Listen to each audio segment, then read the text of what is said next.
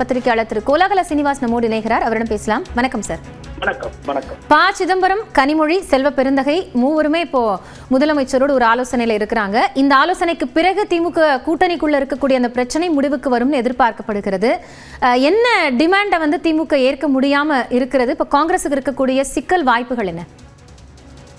காங்கிரஸ் அவங்களுடைய உயரத்துக்கும் அதிகமா ஆசைப்படுறாங்க. 41 சீட்டு ஏற்கனவே கேட்டு இருந்தாங்க. இப்போ 35வது கொடுங்கன்னு கேட்க போறாங்கன்னு சொல்றாங்க. எது உண்மை அப்படின்னு தெரியாது. இதுல கிரீஷ் சோதங்கர் ஞாயிற்றுக்கிழமை சொல்றப்போ நாங்க 25 எங்களுக்கு 25 தான் கொடுப்போம்னு சொல்லி டிஎம்கே சொல்லி இருக்கு. அதை நாங்கள் ஏற்பதற்கு தயாராக இல்லை.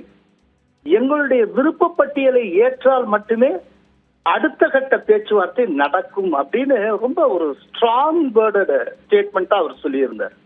கொஞ்சம் கடுமையான டோன்லயே சொல்லியிருந்தார்.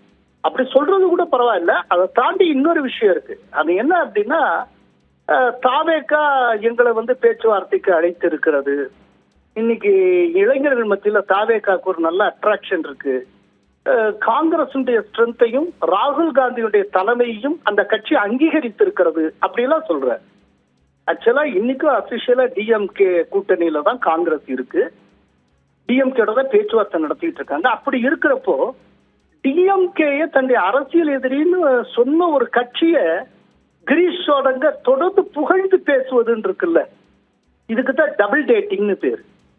இந்த டபுள் டேட்டிங்ல காங்கிரஸ் ஈடுபட்டு வருகிறது. இதே மாதிரியான காரியத்தை 2019 தேமுதிக மேற்கொண்டது.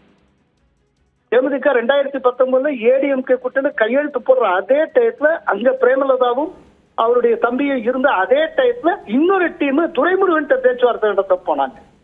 இப்போ அதே விதமாக காங்கிரஸ் நடந்து கொண்டு இருக்கிறது. இதையெல்லாம் டிஎம்கே தலைமை சகித்துக் கொள்ளுமா, இல்லாட்டி ஒன்ஸ் ஃபார் ஆல் காங்கிரஸுக்கு ஒரு பாடம் கற்பிக்க வேண்டும் அப்படிங்கிற ஒரு முடிவை நோக்கி நகருமா, இதெல்லாம் தெரியல. ஆனா ஒண்ணு ரொம்ப முக்கியம், காங்கிரஸ் ஒருவேளை அந்த கூட்டணியை விட்டு வெளியே வருது அப்படின்னா அந்த கூட்டணியிலிருந்து 5% வாக்குகள் வெளியேறுகின்றன அப்படின்னு அர்த்தம். சோ அப்படி வெளியேறுவதை ஸ்டாலின் அனுமதிப்பாரா அப்படிங்கிறது, அதுவும் இப்ப இருக்கிற சிச்சுவேஷன்ல. ஏன்னா இன்னைக்கு என்டிஏ முன்னை காட்டிலும் ரொம்ப ஒரு வலுவான கூட்டணியாக இருக்கிறது. சாதாரண 1% டிஃபரன்ஸ் மிகப்பெரிய மாற்றத்தை உருவாக்கும். அப்படிங்கிறப்ப 5% அந்த கூட்டணியை விட்டு வெளியே போவதை ஸ்டாலின் அனுமதிப்பாரா அப்படிங்கறத பொறுத்திருந்து பார்க்கணும்.